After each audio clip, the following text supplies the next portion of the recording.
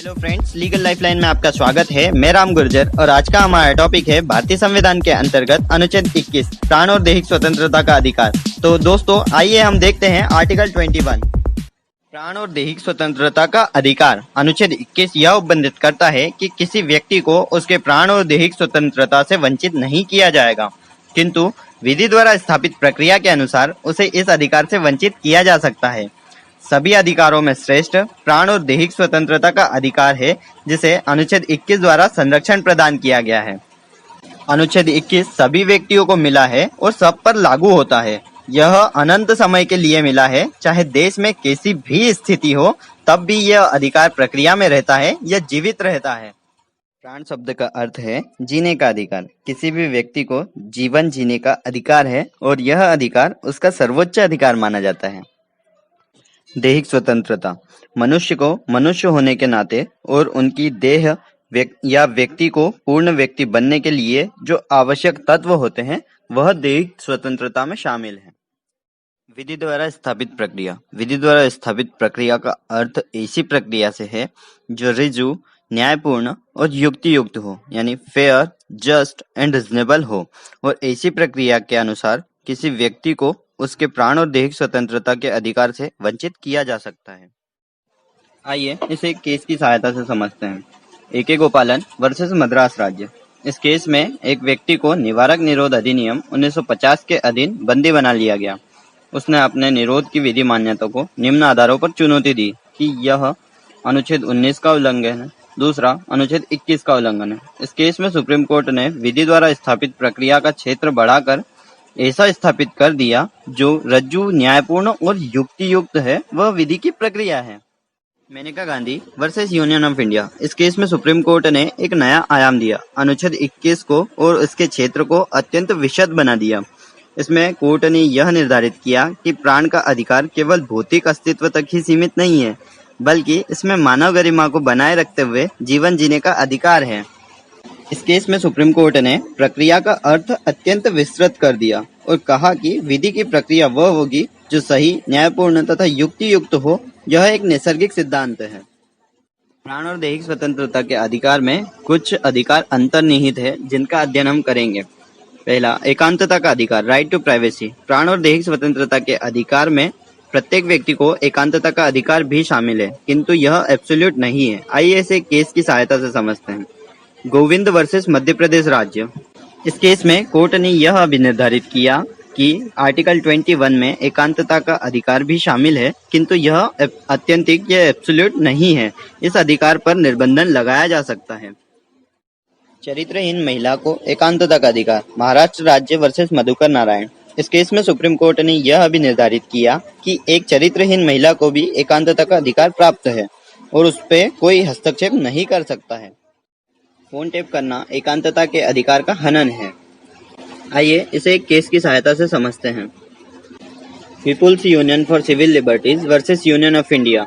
इस केस में न्यायमूर्ति कुलदीप सिंह ने यह भी निर्धारित किया कि अनुच्छेद 21 में प्रदत्त प्राण और दैहिक स्वतंत्रता के अधिकार में एकांतता का अधिकार भी शामिल है। इसमें फोन टेप करना व्यक्ति की एकांतता के अधिकार का सीधा हस्तक्षेप है, किंतु यदि सरकार को किसी व्यक्ति के फोन टेप करने की आवश्यकता या सार्वजनिक हित के लिए आवश्यक है तो फोन टेप किया जा सकता है। विदेश भ्रमण करने का अधिकार, Maneka Gandhi versus union of India. इस केस में यह निर्धारित किया गया कि विदेश जाने का अधिकार दैहिक स्वतंत्रता के अंतर्गत आता है। इस कारण किसी भी व्यक्ति को पासपोर्ट देने के लिए तब तक नहीं मना किया जा सकता जब तक कि इसके लिए विधि द्वारा स्थापित प्रक्रिया न हो।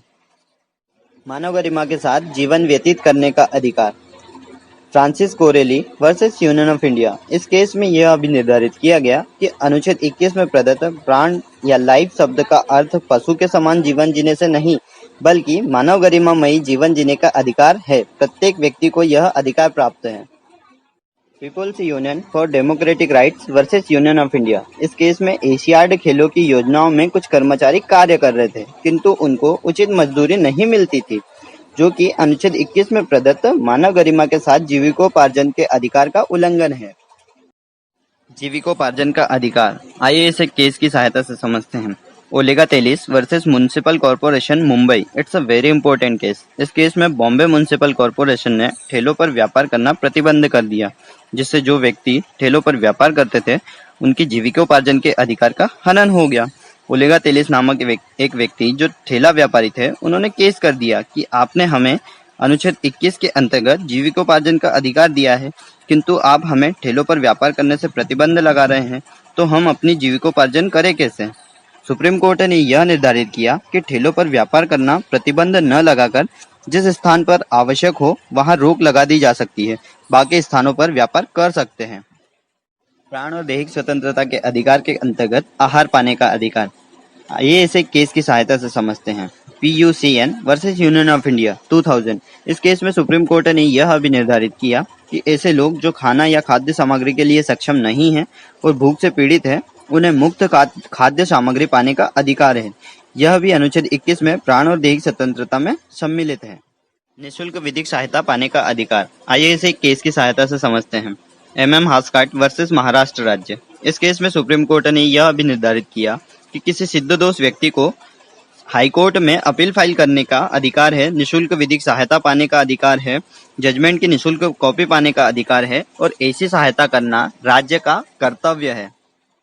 क्या आर्टिकल 21 में प्रदत्त प्राण और दैहिक स्वतंत्रता के अधिकार के अंतर्गत मरने का अधिकार भी शामिल है?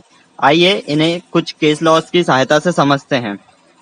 State of Maharashtra versus Shripati Dubal.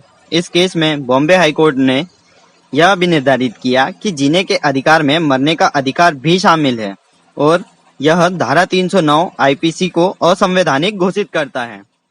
P रथिनाम versus Bharat संघ। इस केस में सुप्रीम कोर्ट ने 3 जजों की बेंच में मरने के अधिकार को मौलिक अधिकार मानते हुए सेक्शन 309 को असंवैधानिक घोषित किया, परंतु ज्ञान कौर वर्सेस पंजाब राज्य। इस केस में सुप्रीम कोर्ट ने 5 जजों की बेंच में पूर्व निर्णय को बदल दिया और मानव गरिमा के साथ जीवन जीने के अधिकार में मरने के अधिकार को सम्मिलित नहीं किया। सुप्रीम कोर्ट ने स्पष्ट किया कि किसी व्यक्ति के जीवन में केवल उसी का अधिकार नहीं है बल्कि समाज का अधिकार भी है, इसलिए IPC की सेक्शन 309 वैधानिक है। कार्यस्थल पर महिलाओं को संरक्षण या यौन उत्पीड़न से संरक्षण। आइए इसे एक केस की सहायता से समझते हैं। Vishakha versus state of Rajasthan. इस केस में सुप्रीम कोर्ट ने 3 जजों की बेंच में श्रमजीवी महिलाओं के प्रति कार्यस्थल पर होने वाले यौन उत्पीड़न को रोकने के लिए जब तक इस प्रयोजन के लिए कोई लॉ नहीं बन जाता तब तक के लिए कुछ गाइडलाइंस दी। दोस्तों, आज के इस वीडियो में हमने स्वतंत्रता के अधिकार में आर्टिकल 21 का अध्ययन किया। आई होप आपको मेरा वीडियो अच्छा लगा होगा। So friends, please like, share and subscribe my YouTube channel and do comment also. Thank you.